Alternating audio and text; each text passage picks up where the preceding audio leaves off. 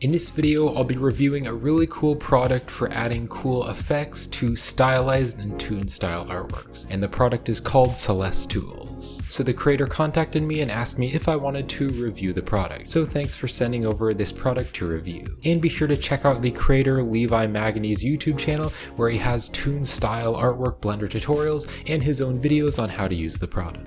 So I'll have links in the video description to where you can purchase the product on Blender Market and Gumroad, and those are affiliate links, so if you purchase the product through my links, then I'll earn a small commission, so that's also a great way to help support this channel. But I only recommend content on my channel that I really stand behind. So for demonstration to use the product, I created this toon style planet, and if you're interested in learning how to create this, definitely let me know in the comments. I'm thinking about making some sort of toon style planet tutorial. So to be clear, this is not a Blender add-on, this product is a collection of assets made with the geometry nodes. So once you download the product files, you're going to extract the zip file, and that's going to be the asset library that you'll install into Blender. So just place the folder somewhere on your computer where you want to store it long term, and then we'll just be adding it as an asset library into Blender. Let's now click on Edit, and we're going to open up Blender's user preferences. And we're going to go over here to File Path, and I've already added the CelesTools, but let me just get rid of it, and I'll show you how to add it. So to add a new one, you're going to click on the plus icon, and then you're going to locate to the folder that you extracted from the zip file when you downloaded the product files. So this folder is where the assets are. So you'll click on Add Asset Library, and then you can click on the Save Preferences button, so Blender saves the asset library in Blender, and I'll close the user preferences. So now in any Blender file, to get to the assets, you'll just need to open up the asset library. So I'm just going to click and drag right here in the corner to split the window, and I'll click here to change the editor type, and I will change this to the asset browser. Then you'll need to click up here, and you can choose between your asset libraries. I'm going to choose the CelesTools. Let me close the side panel, and here are all the tools that we have in the product.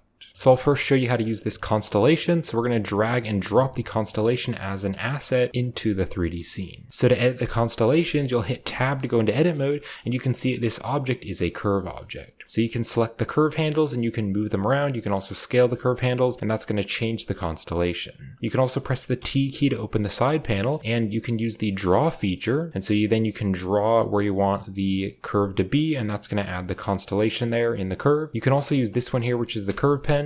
You can deselect everything, and then you can just click along here to add the curve there. Now, if you want to further edit the asset, then you can click right here on the modifiers, and the constellation has been created with geometry nodes. So there's so many different settings, and it's super customizable. So there's this dash length you can change if you want more like dots, or if you want the dashes to be longer. There's also a gap you can change, so I could turn this way down just to have a few dashes, or I can make lots of dashes. There's also the thickness value. You can also round the caps if you want to. You can also remove the lines if you don't want to see them, and there's also a color for the constellation. Then where the curve handles are, there's the dots and the stars, so you can change the size of them, and you can change a seed value to randomize them, and you can also trim it if you want to, if you want to make it smaller. You could also animate the trim value. That would be cool if you wanted to create some cool animated effects. And then you can also open up all these settings here. So there's the star settings, so you can change the amount of points. So if you want like a 3-pointed star or a 4-pointed star, you can change that. You can change the bevel amount if you want like a really sharp star. You can also change the instance type. So there's randomized. There's also altering, so that's going to go back and forth between a star and a circle. Stars only, that's pretty cool. Or there's the spheres only. I'm going to use the randomized. I like that.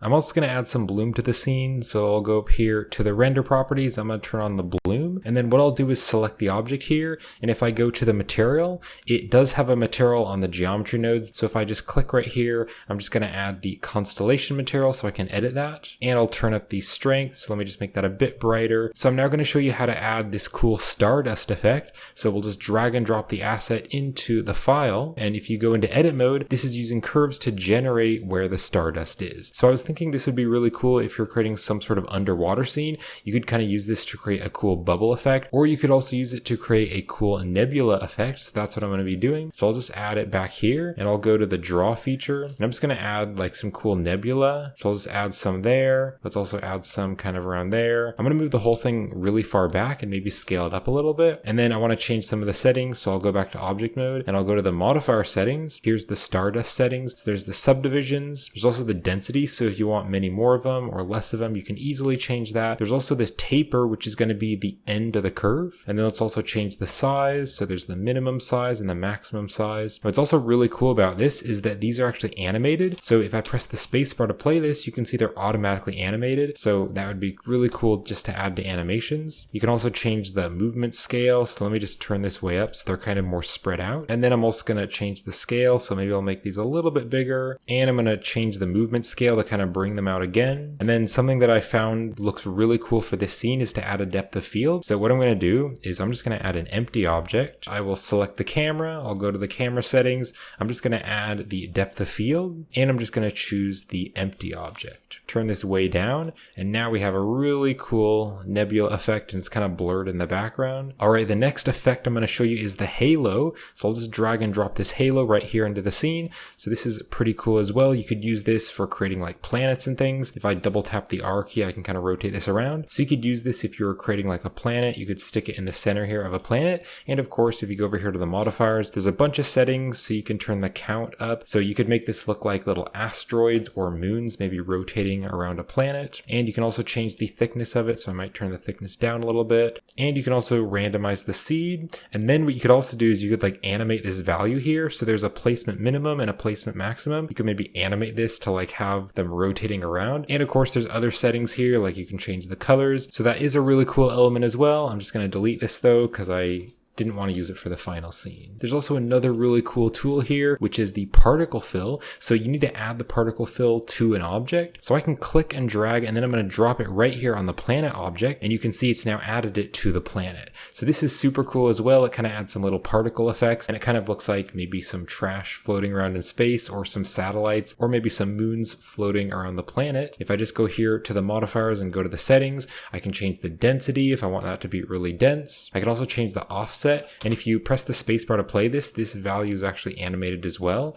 So that is super cool. They're just kind of randomly moving around, and the size is changing as well. You can also change the movement scale if you want to kind of bring them out and just kind of displace them farther away. And there's a random seed, and then you can also change the colors. I might have the first one be kind of white, but then the other colors are kind of going to be yellow, kind of orange, and then also maybe like a red color. There's also another cool one here called pearls, and I'm not going to use the pearls for the final scene, but I thought I'd add this in just to show you. So I can add in the pearls, and again, if you go into edit mode, it's using curves, so you could kind of draw these cool pearls. It kind of looks like beads on a string. And of course, there's lots of settings, just like the other assets that you can customize, like the size. You can also change the type, so you can make them alternating or randomized. You can also change the gap size, so it really is super customizable. Let's also add the star assets. So I'll just drag these star assets into the scene. So I'll go into edit mode, and for this, wherever a vertex is, that is where a star is going to be. So I can move these stars around, and I can duplicate them just by hitting Shift D, kind of duplicate the stars.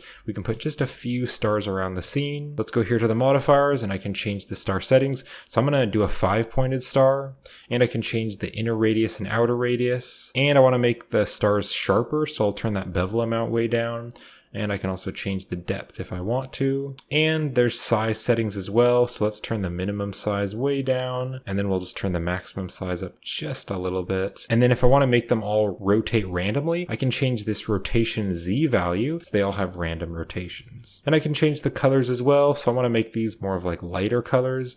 So I'll make them kind of like some light blue colors. And the last one here I haven't gone over is the rainbow. So I won't be using this for this final scene because this is a space scene, but you can add a rainbow. And this rainbow again is a curve, so you can move the curve handles around. You can also draw using the curves draw feature. And there's lots of different settings to customize the rainbow. And there's some other settings like a tilt setting, so you can tilt the rainbow if you want to. You can also change the width of the rainbow to make it thinner or thicker. And if you go into edit mode and select a curve handle, you can press Alt S, and Alt S is going to change the size of that handle there if you want to make one of them thinner and another one thicker. So after playing around with the assets in my 3D scene, this is the final render that I got. I was able to just throw in the assets, change some of the customizable settings, and really quickly I was able to spark up this scene and add so many cool effects, adding the nebula in the background and the stars and the constellations. So it's a really great product for adding cool effects to toon style artworks. So again, if you'd like to purchase the product, then you can use my affiliate links in the description, and you can purchase on the Blender Market and also Gumroad. And if you do purchase through my affiliate link, then I'll earn a small commission, so I do appreciate your support. So I hope you enjoyed the video, and thank you for watching.